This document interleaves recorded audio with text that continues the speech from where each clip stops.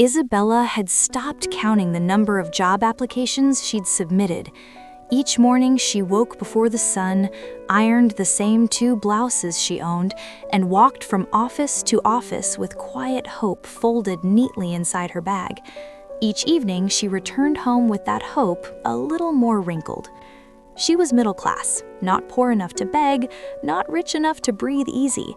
Life had taught her to be gentle, observant, and patient. When the noise of the world became too heavy, Isabella escaped to the town library. That was where she felt safest, between shelves of old books where stories reminded her that endings could still be meaningful, even if they weren't happy. Books were her companions. Silence was her comfort. One afternoon, while scanning a notice board near the library exit, she saw a small handwritten flyer. Care assistant needed at Sunrise Old Age Home. No experience required. Kind heart essential. Isabella smiled for the first time in weeks.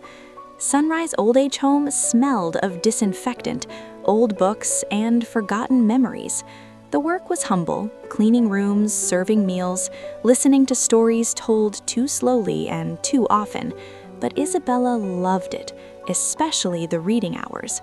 Every evening, she sat by the window with a book in her hands and a circle of elderly listeners around her.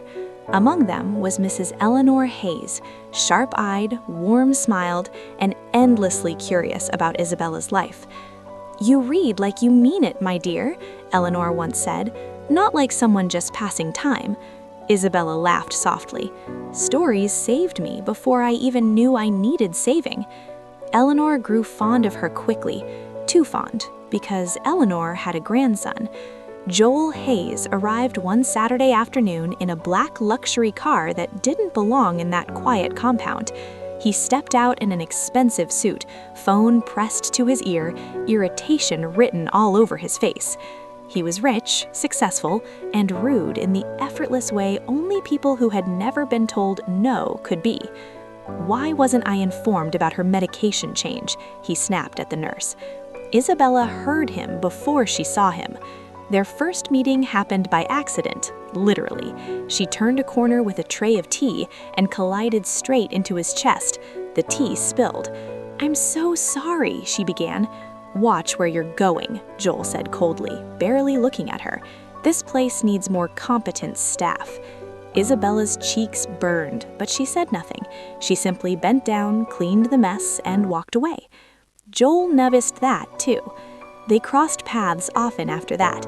He visited his grandmother regularly. She was the only person he softened for.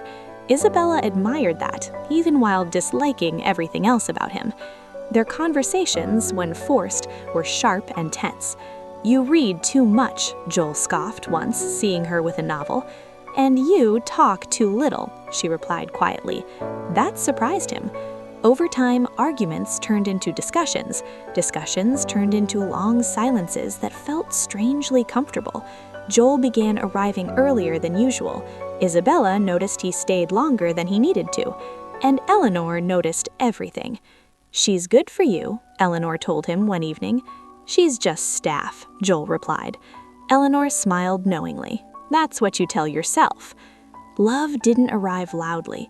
It arrived in shared glances, in unspoken apologies, in the way Joel defended Isabella when others dismissed her, in the way Isabella saw the brokenness behind his arrogance.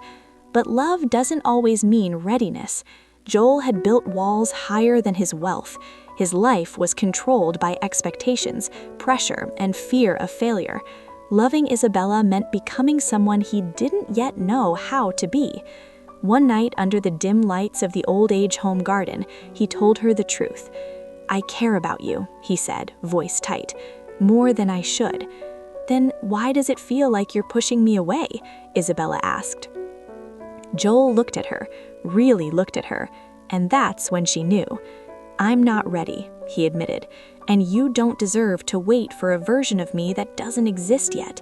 Her heart cracked quietly. "So this is goodbye?" she whispered. "No," he said painfully. "This is me loving you enough to let you live your life." Isabella left the job weeks later. She found another opportunity in another town. She returned to books, to growth, to herself. Joel watched her go, knowing some loves don't end because they fail, but because they teach. And somewhere in the town library, Isabella still reads stories. Some endings still ache, but they remain beautiful.